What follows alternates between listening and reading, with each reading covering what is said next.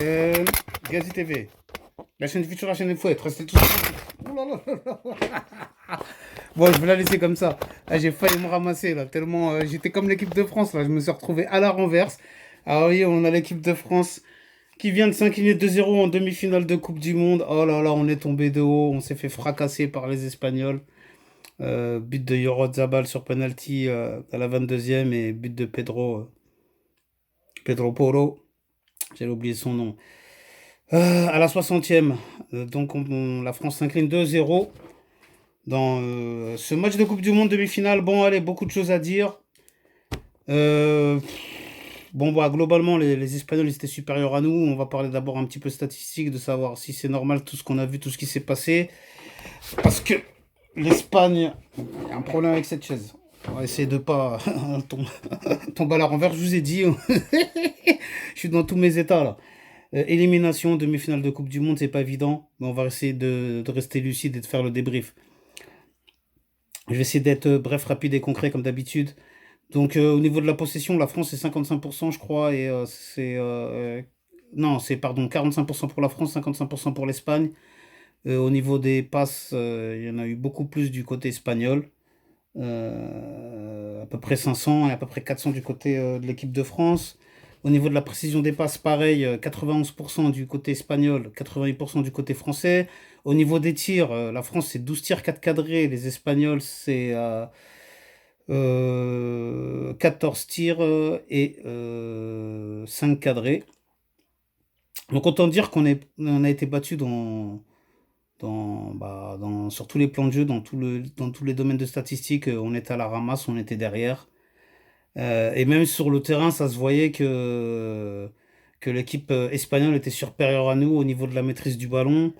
Ils nous ont fait courir après la balle, ils nous ont fatigués. Nous, lorsqu'on avait des occasions, on n'a pas été assez dangereux.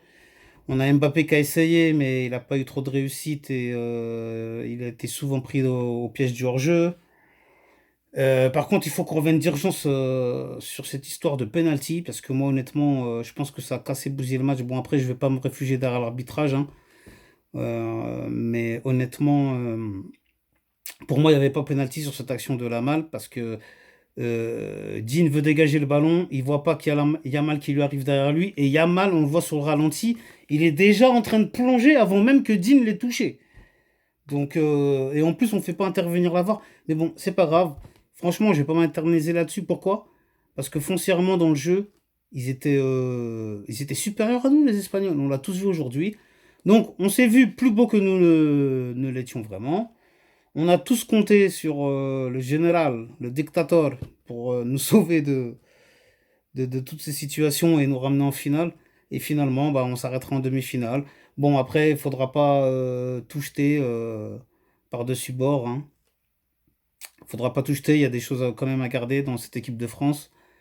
Hier, j'avais fait une vidéo pour parler justement. Est-ce que je vous invite à aller la regarder après celle-ci si vous voulez. J'ai fait ma vidéo précédente où je parlais de Didier Deschamps. Est-ce qu'il fallait le garder? Est-ce qu'il fallait vraiment le remplacer par Zidane? Bah, on a eu la réponse aujourd'hui.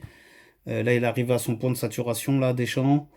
Et après, c'est dommage, ironie du sort, c'est en ayant trahi ses convictions qu'il aura échoué. Parce que lui, à la base, il voulait du costaud, il voulait du solide, il voulait un bon milieu de terrain. Bon, après, peut-être, est-ce qu'il aurait dû s'adapter pour lui, c'était compliqué parce qu'il avait choisi une tactique et une composition depuis le début du mondial et d'ailleurs même dans les matchs d'avant, dans les matchs de préparation.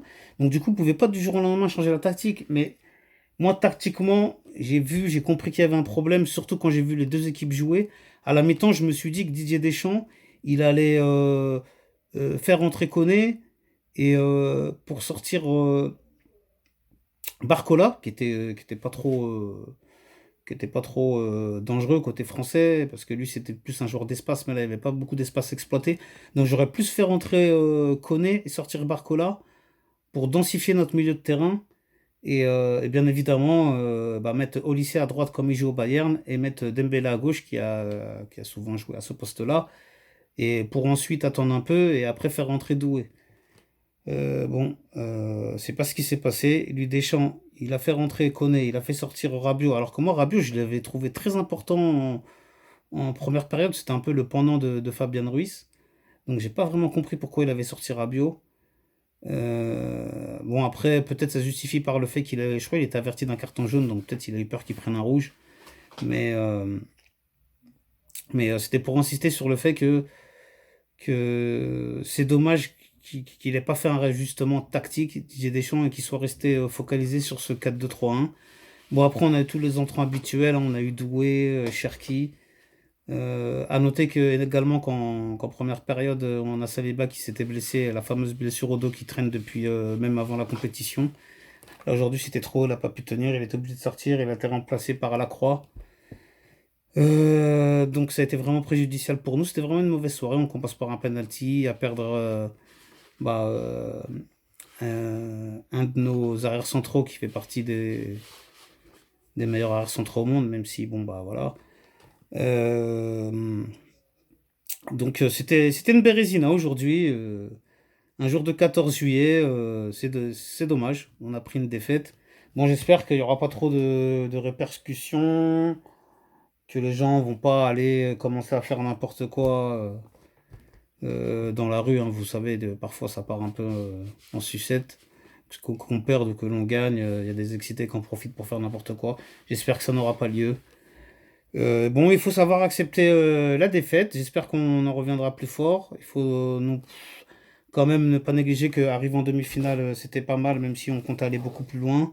Bon, après, on a vu aujourd'hui un petit peu notre plafond de verre. On s'est cru un peu trop beau, on s'est cru un peu supérieur à l'Espagne. En plus que Yamal nous avait prévenu, il nous avait dit attention, on vous a battu à l'Euro, on vous a battu à la Ligue des Nations, on est capable de vous battre encore. Et ben, ils nous ont encore battus. Et puis voilà. Et puis franchement, on dirait limite c'était un peu facile pour eux. Parce que nous, nos attaquants n'ont pas eu de réussite. Eux, ils avaient bien la maîtrise du ballon, la maîtrise de la balle. À des moments, on courait, on se fatiguait à courir après le ballon. Et lorsqu'on le récupérait, on n'était pas aussi dangereux et efficace qu'eux. Donc finalement, elle est méritée cette victoire espagnole. C'est dommage qu'aucun joueur français ait pu débloquer la situation. Après, le problème, c'est qu'on comptait apparemment sur les individualités pour nous sauver, mais ça ne nous avait pas porté défaut ou préjudice jusqu'à présent. Donc, on pensait que ça allait passer jusqu'à la finale, voire la victoire jusqu'à la finale, ouais, voire la victoire finale tout court. Et bah, c'est pas passé. Donc, bah, à nous de continuer de travailler. Et comme je vous disais, maintenant, je pense que Zidane va venir. Donc, il sait ce qu'il reste à lui faire. Maintenant. Il faut savoir accepter cette défaite, féliciter les Espagnols et, rendez-vous dans 2 ans dans le prochain Euro pour l'équipe de France. Et c'est tout ce que je peux dire. Donc je vais m'arrêter là, sinon la vidéo sera trop longue. Merci à tous de m'avoir suivi. Vous êtes sur Ngazi TV, la chaîne du futur, la chaîne où il faut être. Restez tous authentiques. Passe le message à ton voisin, cousin. Amen, amen, shalom, pas de jaloux, à bientôt. Ngazi TV, la chaîne du futur, la chaîne où il faut être. Restez tous authentiques, à bientôt, merci.